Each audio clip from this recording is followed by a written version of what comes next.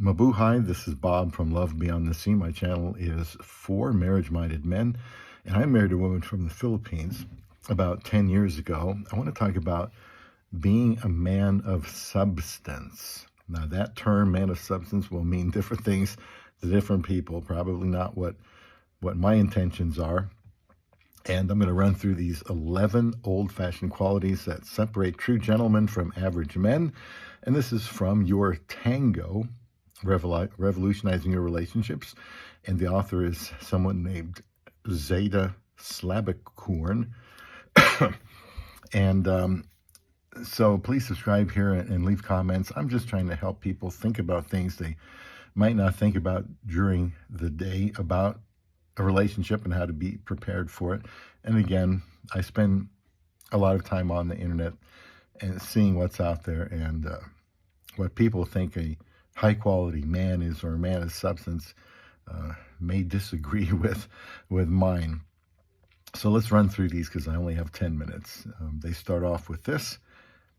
A man of substance is trustworthy, reliable, keeps his promises. Now, let me say that anytime these characteristics are not done or not employed, I think will only make it easier to get divorced, as you will see as we go. And by the way, I apologize for this cough. I've been doing a lot better with that, but my wife's been sick, and now I'm getting sick. So they say here, a true gentleman keeps his promises. He shows up, fulfills his commitments, and prioritizes trust. No excuses or ghosting. And what I will add to that, having gone through a short dating process online before I married my wife, don't say anything you're not willing to do. If you say, this is what I'm going to do, then do it. Or these are my intentions, or I'm going to show up and we'll chat at this time. Anything, whatever it is, little things especially, they have to be important enough to keep those promises and commitments. And they say we're all yearning for a loyal partner who prioritizes us. Still, certain old-fashioned qualities separate true gentlemen from average men and tend to get overlooked in the chaos of the modern dating landscape.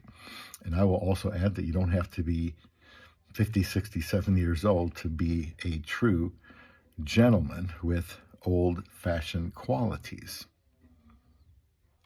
Number 2, and there's much more in this article, he takes initiative but knows when to step back. And they say, though it may seem traditional, a confident man planning a date can empower and excite his partner. Whether married or dating, this initiative shows a commitment to investing time and energy in the relationship. And considering that women are more societally pressured to plan and organize their daily activities compared to men, as research argues, having a secure and confident man to take on this responsibility without oversight can be incredibly refreshing. However, I will add, with my wife, she likes to do the planning, and unless I have reason to really disagree with it, I just let her do it. I mean, if I want to change things that how she wants to do it, like where we're going to go on vacation or what we're going to do for the weekend, then if that goes against what she wants to do, then it just doesn't seem like a good idea to me. So it kind of depends on the couple and the situation. Number 3, he doesn't always make the first move and shares the spotlight.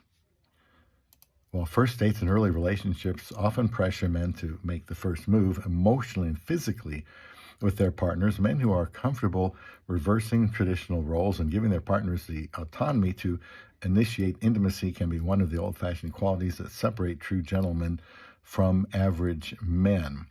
A gentleman recognizes that emotional and physical closeness is a shared responsibility, allowing both partners to set the pace.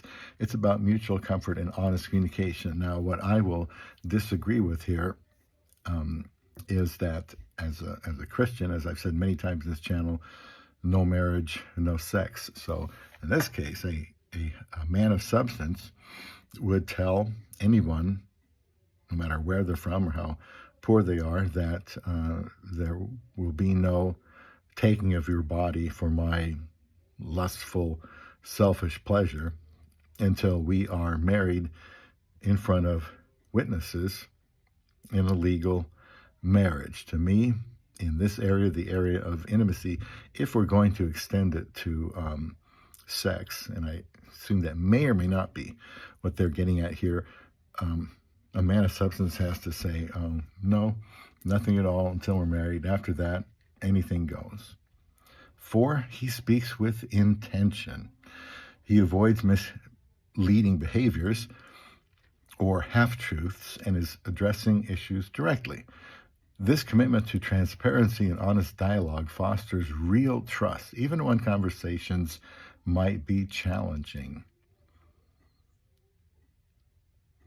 So, continuing there, a true gentleman isn't threatened by the potential of an argument or conflict erupting from a shared discussion. They'd prefer to have everything out on the table rather than secretly growing into resentment behind the scenes. Excellent, excellent comment they made there. And I would even say in your dating profile, if that's how you're doing it, make sure you're not afraid of ruffling some feathers. You don't want to say things, to try to get somebody that aren't true. You got to be open and honest. And if what you believe is going to cause some conflict or you're going to lose half of the people, that's fine. 5, he's confidently self-aware. In other words, he knows his strengths and flaws. We all tend to think we know our strengths, but the person we marry is going to point out our flaws, and it's not a bad thing. Who else is going to? And then how else can we learn? He acknowledges his good and difficult qualities, which helps him show gratitude, respect boundaries, and communicate his needs. I don't want to run out of time here. 6, he's comfortable with conflict, but always fights fair. I agree. You're going to have conflict. That's a given. Don't expect to marry a Filipina or anyone from anywhere else and not have conflict. Of course, there will be conflict. It's just how you handle it, and I've made videos about that topic. Number 7, he's polite and respectful. Boundaries matter. Politeness and respectfulness is not the sign of a beta simp. It is the sign of a quality man of substance. 8, he's confident, not cocky or arrogant. And then there is a difference there. And they cite a study where self-confidence is highly appealing, while arrogance can repel potential partners. And I've never heard of a woman saying they were attracted to arrogance. A true gentleman maintains confidence without undermining others. 9, he has good manners. Arriving on time, following table etiquette, offering help reflects his respect for others. Good manners don't have to be overly formal. They demonstrate care and ensure everyone's comfort. From demonstrating the ability to keep commitments by planning a date to being relatively self-aware of their behavior, men can set themselves apart from otherwise insecure or inconsistent men in the dating world. And 2 more, he exercises self-control in love and in life. And I'm just going to throw in here self-control with the things you say.